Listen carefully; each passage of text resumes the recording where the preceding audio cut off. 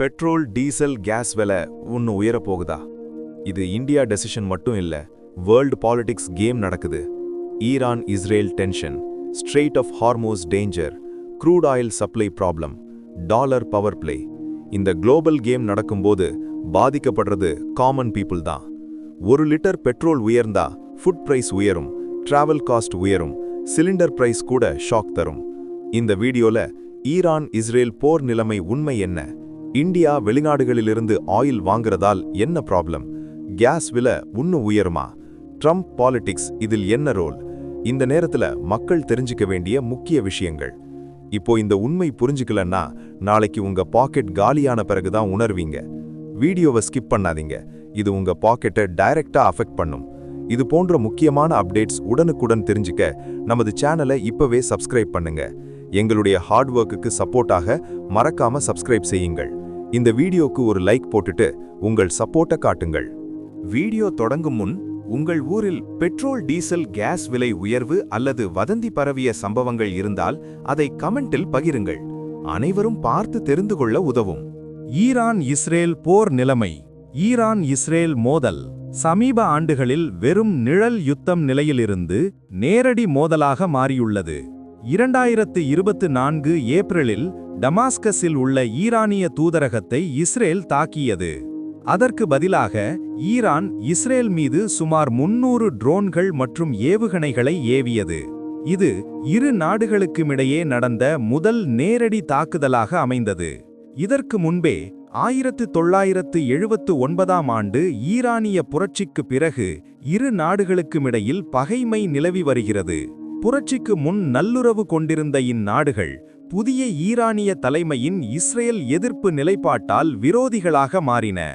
அதன் தொடர்ச்சியாக லெபனானில் ஹிஸ்புல்லா போன்ற ஆயுத குழுக்களுக்கு ஈரான் ஆதரவளித்து இஸ்ரேலுடன் மறைமுக மோதலில் ஈடுபட்டு வந்தது. இந்நிலையில் இந்த போர் நீண்ட காலம் தொடராமல் சில வாரங்களிலேயே தற்காலிகமாக நிற்க வாய்ப்பு இருப்பதாக நிபுணர்கள் கருதுகின்றனர். அதற்கு முக்கிய காரணம் ஸ்ட்ரெய்ட் ஆஃப் ஹார்மோஸ் வழியாக நடைபெறும் எண்ணெய் மற்றும் வர்த்தக போக்குவரத்து உலக பொருளாதாரத்திற்கு மிக முக்கியமானதாக இருப்பதே.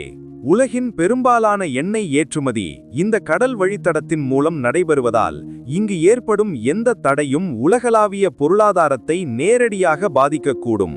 அதனால் பெரிய சக்திகள் இந்த மோதல் நீண்ட காலம் தீவிரமடையாமல் தடுக்க முயற்சிக்கும் வாய்ப்பும் அதிகமாக உள்ளது. உலக க்ரூட் ஆயில் வர்த்தகத்தில் சுமார் 20% ஹார்மூஸ் வழியாகவே செல்கிறது. இந்தியா வெளிநாடுகளிலிருந்து க்ரூட் ஆயில் வாங்குவதில் உள்ள பிரச்சனை.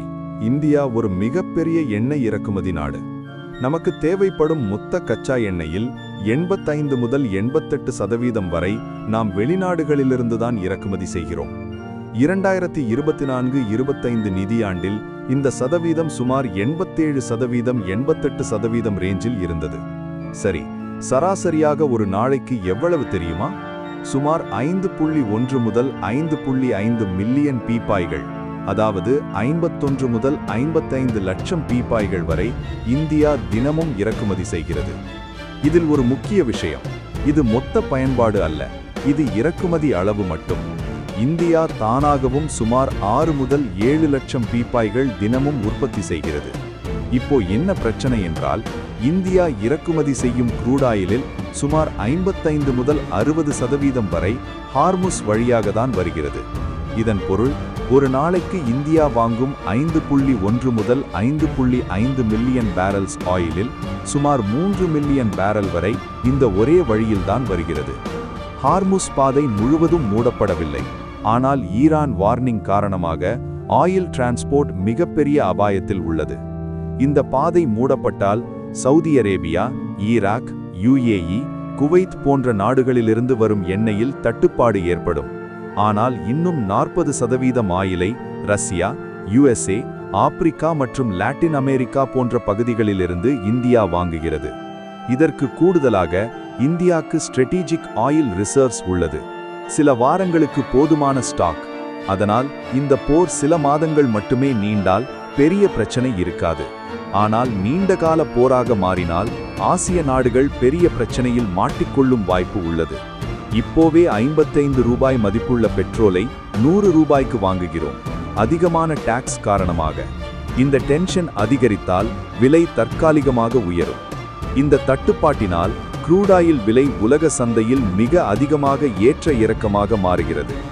$60 $120 வரை சென்ற விலை தற்போது சுமார் $92 ட்ரேட் ஆகிறது. இந்த போர் விரைவாக முடிந்தால் நல்லது. க்ரூட் ஆயில் விலை உயர்ந்தால் மெதுவாக அன்றாட வாழ்க்கை செலவுகள் உயரும். இது நம்மை போன்ற சாதாரண மக்களுக்கு கஷ்டமான காலமாக மாறும். இவ்வளவு பிரச்சனை இருக்கும்போது இதற்கு மேலும் கூட பல பிரச்சனைகள் உள்ளன என்பதை நினைத்து பாருங்கள். கேஸ் விலை உயர்வில் மேல் பார்த்த பிரச்சனைகளை இங்கும் முக்கிய பங்கு வகிக்கின்றன. சிம்பிளா சொல்றேன், இந்தியா ஒரு வளர்ந்த economy. Industry, electricity, fertiliser, transport இவை எல்லாம் நேச்சுரல் கேஸ் மீது டிபெண்ட் ஆகின்றன. அப்படியென்றால் நமக்கு மொத்தம் எவ்வளவு கேஸ் தேவை? இந்தியாவின் மொத்த கேஸ் தேவைகள் இந்தியா ஒரு வருடத்திற்கு சுமார் 65 முதல் 70 பில்லியன் கியூபிக் மீட்டர்ஸ், அதாவது BCM நேச்சுரல் கேஸ் தேவைப்படுகிறது. ஒரு நாளைக்கு ஆவரேஜ் சுமார் 180 முதல் 190 million standard cubic metres per day, அதாவது SCMD. இதில் நாமே எவ்வளவு உற்பத்தி செய்கிறோம்? சுமார் 34 முதல் 36 BCM பர் இயர் மட்டும், அதாவது சுமார் 45% அரவுண்ட். மீதியை என்ன செய்கிறோம்? சுமார் 55% கேஸை LNG-ஆக இம்போர்ட் செய்ய வேண்டியுள்ளது. ஏன் டிமாண்ட் அதிகரிக்கிறது? CNG வெஹிக்கிள்ஸ் அதிகரிப்பு, சிட்டி கேஸ் கனெக்ஷன்ஸ் அதிகரிப்பு, பவர் பிளான்ட்ஸில் கேஸ் பயன்பாடு, ஃபர்டிலைசர் இண்டஸ்ட்ரி வளர்ச்சி. அதனால் ஃபியூச்சரில் கேஸ் டிமாண்ட் இன்னும் அதிகரிக்கும். பஞ்ச்லைன், இந்தியாவின் எனர்ஜி ஃபியூச்சரில் ஆயில் மட்டும் இல்லை, நேச்சுரல் கேஸ் தான் சைலண்ட் பேக்போன். இப்போ புரியும் என்று நினைக்கிறேன். இதனால் ஒரு சிலிண்டருக்கு ரூபாய் 60 வரை விலை உயர்ந்துள்ளது. நகரங்களில் இந்த விலை இன்னும் மாறுபட்டு காணப்படுகிறது. கேஸ் சிலிண்டர் விலை அதிகரித்ததால் பல ஹோட்டல்கள் தங்கள் கடையை நடத்த முடியாத கடினமான நிலைக்கு தள்ளப்பட்டுள்ளன. செலவுகள் அதிகரிக்க, வியாபாரம் குறைய, சாதாரண மக்கள் முதல் சிறு தொழில் வரை அனைவரும் பாதிக்கப்படுகிறார்கள். இந்த நிலை தொடர்ந்து நீடித்தால் உணவு விலைகளும் உயர வாய்ப்புள்ளது. ட்ரம்ப் அரசியல் இன்றும் என்றும் நாம் எல்லோரும் மறக்கக்கூடாத ஒன்று. ட்ரம்ப் ஒரு பிசினஸ்மேன். அவர் இதுபோன்ற பதட்டங்களை உருவாக்கி அமெரிக்காவின் கடனை அடைக்க வழி தேடுகிறார். இது என்னுடைய கணிப்பு. இது பற்றி விரிவாக இன்னொரு பதிவில் பார்க்கலாம். மக்களே, இவ்வாறான நேரங்களில் வதந்திகளை நம்ப வேண்டாம். ஏனென்றால் நான் முதலில் சொன்னது போல நம் நாட்டிற்கு நேரடி பிரச்சனை இல்லை என்றாலும் வதந்திகளால் நாம் செய்யும் தவறான டிமாண்ட் காரணமாக விலை உயர வாய்ப்பு உருவாகிறது. ஒரு நியூஸ் சேனல் அல்லது சோஷியல் மீடியா சொல்லும் செய்திகளை உடனே நம்பாதீர்கள். நன்கு விசாரித்துத்தான் செயல்படுங்கள். ஏனென்றால் ஒரு சின்ன நியூஸ் கிடைத்தாலே போதும், அவர்களின் வருமானத்திற்காக அதை பெரிய நியூஸாக மாற்றி நமக்கு காட்டும் வாய்ப்பு அதிகமாக உள்ளது. இந்த விஷயத்தை நீங்கள் எப்படி பார்க்கிறீர்கள்? உங்கள் கருத்தை கமெண்டில் சொல்லுங்கள். இதுபோன்ற முக்கிய அப்டேட்ஸுக்கு ரோட் டு க்ரோத் தமிழ் சேனலை சப்ஸ்கிரைப் பண்ணுங்க.